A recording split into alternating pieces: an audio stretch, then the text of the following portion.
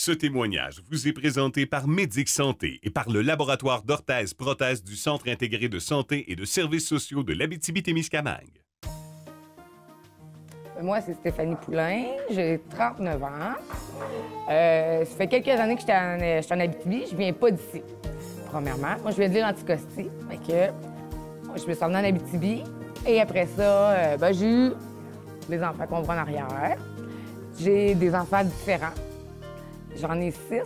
Sur 6, j'en ai 2 qui sont neurotypiques. Fait que j'ai quand même une bonne famille différente. J'ai Novak, le petit dernier. Lui, il a 4 ans. Il est atteint de trisomie 21, plus une surdité sévère, qui est due vu qu'il est né avec des autismes. Après ça, j'ai Katléa, qui a 8 ans. Elle est autiste. Nicolai, qui a 5 ans, qui est autiste aussi. Et j'ai Elliot, mon petit joueur de hockey, comme je l'appelle tout le temps. J'ai Charlotte, qui a 18 ans aussi, qui est maintenant une grande, qui habite en appartement, qui va bien. Et j'ai mon grand garçon, Tobias, de 20 ans aussi, qui vient d'avoir son diagnostic d'autisme aussi. Quand j'ai eu Nicolai, j'ai arrêté de travailler parce qu'on n'était pas encore dans le processus de savoir l'autisme et tout de mes enfants, mais Nicolai ne dormait pas depuis la naissance. Il est rendu à 5 ans et demi et il ne dort pas encore. C'est 3-4 heures par nuit. Donc, c'est un petit peu pour ça que je n'ai pas retourné au travail. Fait que ça a été quand même assez difficile parce qu'il faut quand même qu'on joue avec nos enfants qui ont des difficultés. Mais j'ai les autres aussi qui ont besoin de moi sans qu'eux aient besoin de plus. Il faut que tu réussisses à couper. Moi, j'avais un papa qui était sur la route aussi, qui était camionneur, donc qui n'était pas à la maison. Seulement le samedi, fait qu'on finit par essayer de se trouver de l'aide. Ma belle Carole, qui est arrivée dans ma vie et qui est devenue ma meilleure amie, qui est la tati des enfants. Sans elle, je ne serais pas là. Vous nous avez beaucoup aidé avec nos transports parce qu'on est souvent à Montréal avec le bébé pour les opérations. Fait que la ressource nous a aidé justement pour monétairement pour qu'on puisse avoir un peu d'aide de ce côté-là. Parce que quand on part, c'est 4-5 jours, mais comme je disais tantôt, il n'y a que papa qui travaille. Les vacances, au mois de mars, il n'y a déjà plus de vacances pour l'année, tu sais. On les a déjà pris juste pour aller à Montréal. T'sais, dans les derniers 4 mois, ça fait 4 fois qu'on y va. Puis on retourne encore dans 2 semaines. Fait que ça vient que ça coûte cher. Si j'aurais à refaire une carrière, je m'en irais travailler avec les jeunes autistes. J'ai trouvé une passion au travers de ça. Fait que même quand je les ai pas, je fais de la recherche, j'essaie de trouver des solutions.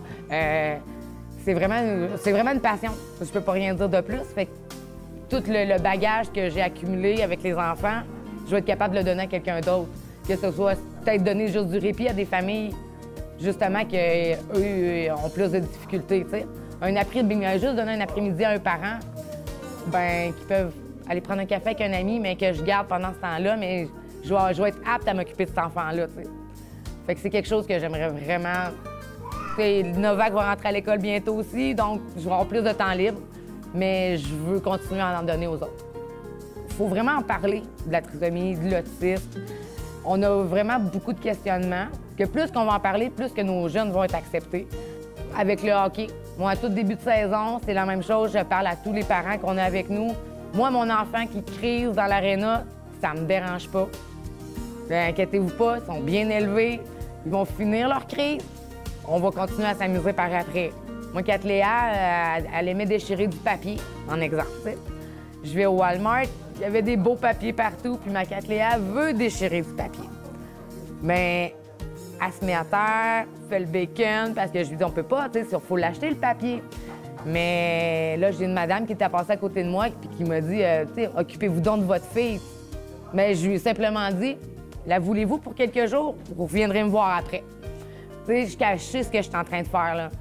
Mais, tu sais, les gens, ils comprennent pas, là. T'sais, pour eux, on s'occupe pas de nos enfants. C'est un petit peu désolant. Mais plus qu'on en parle, plus que ça va être facile, puis ils vont t'accepter partout. J'aurais 2 messages. Le premier, pour les gens qui veulent donner. Tu sais, cet argent-là est vraiment bien distribué. Puis le deuxième, c'est à nous, les parents. c'est un message que vous m'avez passé, puis que je n'avais pas compris. Puis, tu sais, j'allais pas vers vous parce que je me disais toujours, les autres ont plus besoin que moi. Puis après que je vous ai parlé, j'ai comme réfléchi, puis je me dis pourquoi que les autres auraient plus besoin que moi. Tu sais, il faut pas se gêner d'aller chercher de l'aide. Mais de l'aide qu'on peut d'avoir pour acheter le matériel ou autre pour nos enfants, mais ça fait que j'ai un petit peu plus pour moi d'avoir du temps en famille, mais pas en famille, entre conjoints, je dirais. Parce que c'est ce qu'il y a de plus important. C'est que la mère et le père puissent rester ensemble pour continuer d'aller plus loin. Parce que malheureusement, il y en a plus qu'on pense qui se séparent un coup rendu. Quand les diagnostics arrivent, c'est pas toujours rose, malheureusement. T'sais, on met ça beau, on veut bien paraître avec nos enfants autistes, mais oui, il y a des journées plus difficiles que d'autres. Mais il faut penser à notre vie de couple aussi. Ce témoignage vous a été présenté par Médic Santé et par le laboratoire d'orthèse-prothèse du Centre intégré de santé et de services sociaux de l'Abitibi-Témiscamingue.